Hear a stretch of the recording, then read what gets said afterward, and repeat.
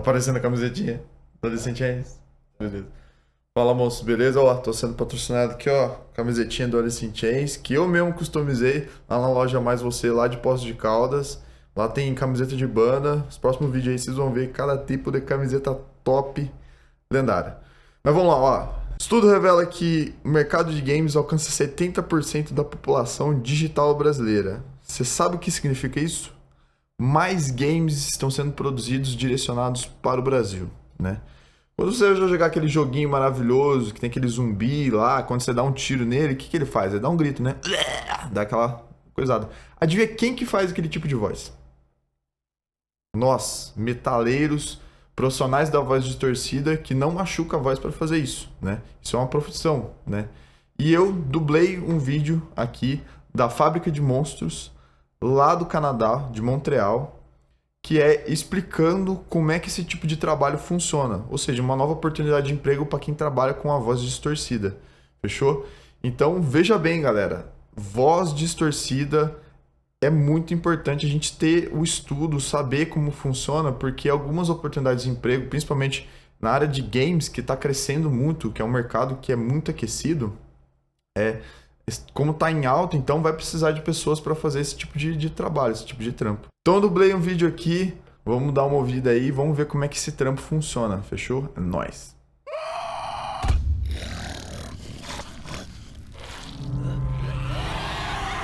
A Fábrica de Monstros. Domesticando a besta.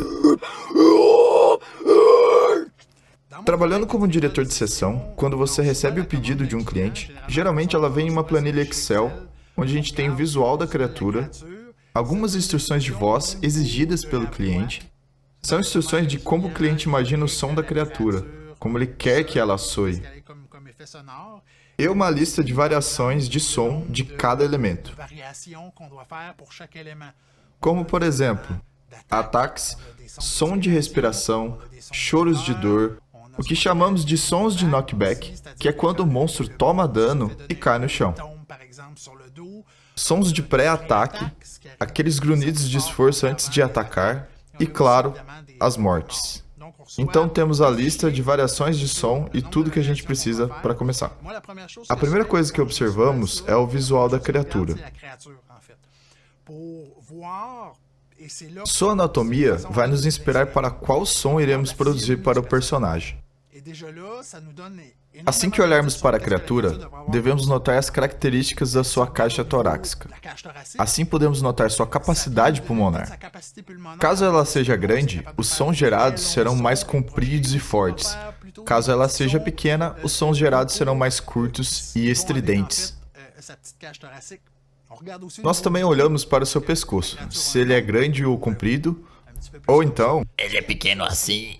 porque isso também impacta no som que vamos ouvir. Finalmente, nós olhamos para o rosto, o maxilar, a boca, e seus tamanhos e suas larguras vão nos dar mais noção do som que nós deveremos gravar. Uma criatura com a boca muito pequena nunca vai conseguir fazer sons amplos.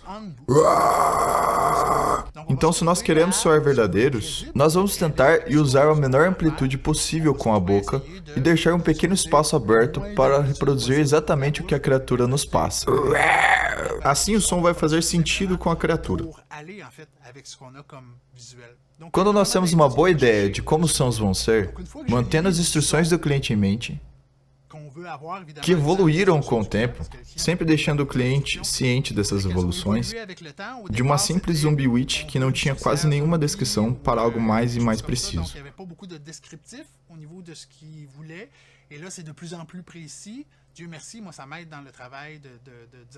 Depois de todo esse trabalho de background, é hora de decidir quem irá fazer a voz do monstro, ou seja, decidir o elenco de todos os atores necessários.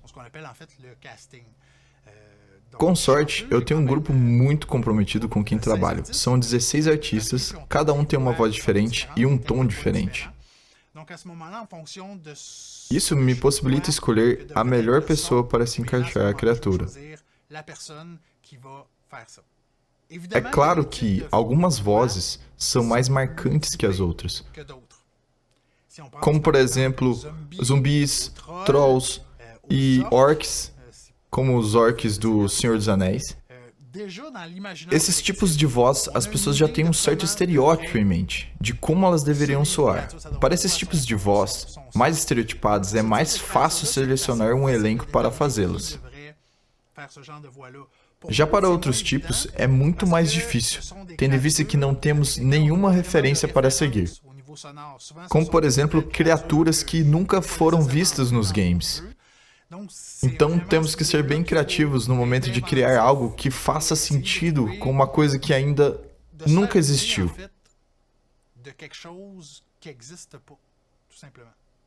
Com o elenco de atores pronto, nós planejamos as sessões de estúdio. Verificamos a disponibilidade dos atores e a disponibilidade também do estúdio. Então temos todo o trabalho de comunicação entre um e outro para finalmente entrarmos no estúdio e fazermos a gravação. Assim, quando estou dentro do estúdio, recebo os atores, enquanto isso, o engenheiro de som, ele prepara todo o setup para começarmos as gravações, que seriam as animações que vamos dublar. Para nossa sorte, isso ajuda muito, pois não precisamos ficar imaginando as coisas. Lá temos a criatura se movendo e isso ajuda demais na hora de dublar.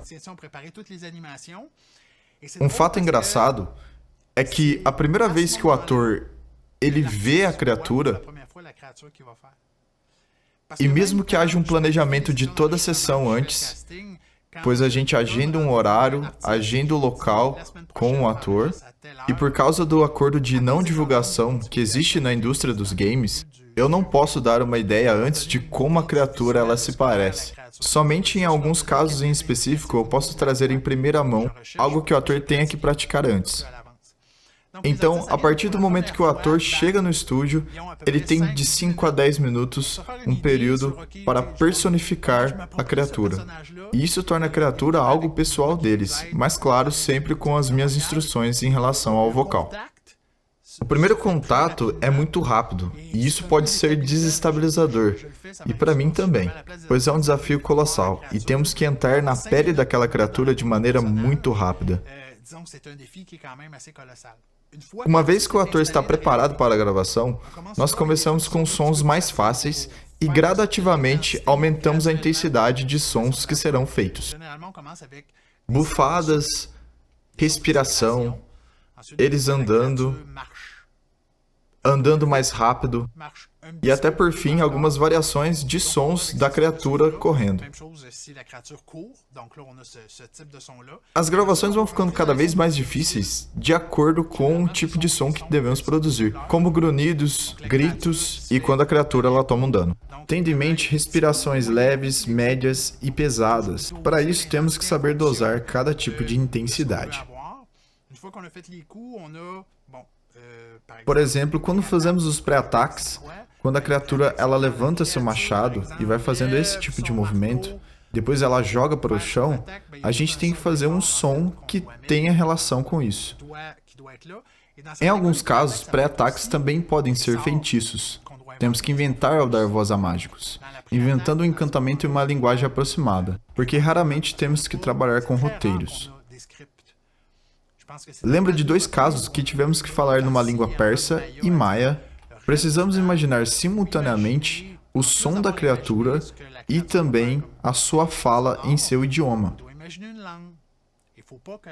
Não pode ser semelhante ao espanhol ou ao chinês, ou seja, nenhuma língua conhecida. Precisa ser algo completamente diferente, porque o cliente vai recusar, tendo outras pessoas fazendo versões diferentes para idiomas diferentes. Então esse tipo de som tem que ficar realmente no reino fantástico. Vamos lá, vamos imaginar que um mágico está preparado para jogar uma bola de fogo em um orc. E isso vai soar mais ou menos assim. E subsequentemente é adicionado os efeitos sonoros. Em seguida, passamos para os próximos sons, os próprios ataques, para finalmente fazer o meu favorito, mas também os sons mais difíceis. E é por isso que guardamos para o final. A morte lamenta quando a criatura morre.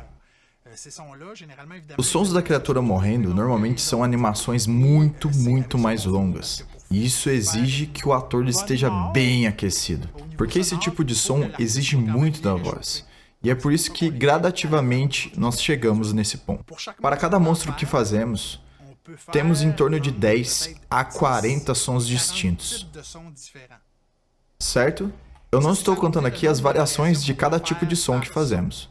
Exemplo, se temos aqui um som de ataque, nós temos de 3, 4, 5 variações diferentes. Desde aqueles ataques com intensidade média até aqueles ataques mais fortes. Então, se temos 10 tipos diferentes de som para uma criatura, e cada tipo de som vai necessitar de 4 a 5 diferentes variações.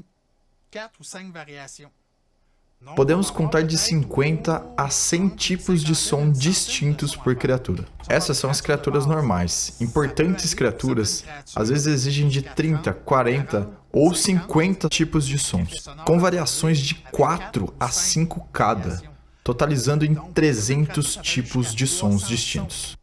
Então agora imagine uma pessoa fazendo 300 tipos de som diferentes. E é aqui que entra o meu papel como diretor por trás de uma sessão de estúdio. Nem sempre é evidente lembrar de tudo que você já gravou. Então as variações são todas claramente diferentes. O meu papel é ter certeza disso e medir essa intensidade, para que o ator ele não comece com um som forte em um ataque leve, e assim não force sua voz para as variações mais pesadas.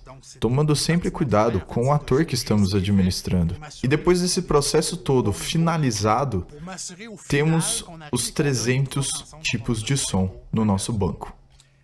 Quando finalizamos toda a nossa lista de sons, cabe ao engenheiro de som verificar se todos que foram gravados estão se encaixando com as animações.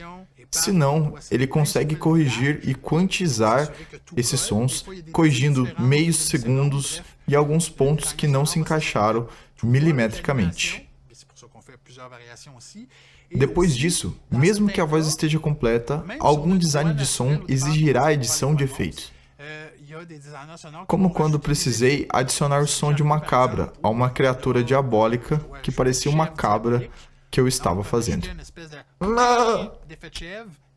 O engenheiro de som cuidará de todos esses detalhes, ajustes de voz, efeitos, tudo para se encaixar na criatura ou no personagem. Mas o engenheiro pode trabalhar com gravações que já estão distorcidas e torná-las ainda mais assustadoras para trazer o resultado desejado. Temos muita sorte de podermos trabalhar juntos. Mesmo eu dirigindo ou então escolhendo um casting para um elenco para esse tipo de trabalho, eu também sou vocalista numa banda de metal. Então eu conheço as limitações e as habilidades de cada artista da nossa lista, pois estamos há 5, 10, 15 anos criando uma rápida relação de amizade. Assim eu sou capaz de sugerir certos tipos de efeitos para ser adicionado na voz deles. Não só quando eu descrevo um tipo de som que eu quero, mas também quando eu faço esse tipo de som para que eles consigam me imitar de uma maneira muito mais simples e mais rápida. Eu posso fazer isso no microfone e dar a eles uma ideia para reproduzir esse som. É normal perder um pouco da imaginação depois de ter gravado os mesmos tipos de som. Acho que a cooperação com alguém que conhece o tipo de voz necessária irá, é claro, influenciar nesse resultado final. Eu me vejo como uma espécie de interpretador entre o monstro e o artista, fazendo com que eles se entendam.